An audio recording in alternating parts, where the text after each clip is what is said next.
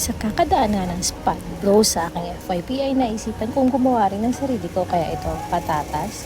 Pakuluan natin yan, and ito DIY version lang. Meron lang akong cheese and pork and cheese. Charot. So habang pinapalampok na natin ang ating potatoes, tayo ay mag-grate ng cheese. Ito na yung cheese na meron ako. And then cheese. And lumumot na nga yung ating patatas. Kinrush ko na din. Charot. Para mabilisan na. Crushed potatoes. Napasok tapos yung curry na yung kamay ko guys. Nilagyan ko na ng pamalakasan toothpaste. And yung ating grated na cheese. Lagay natin on top. Next na ingredients ang pork and beans. Pero syempre, initin muna natin yan.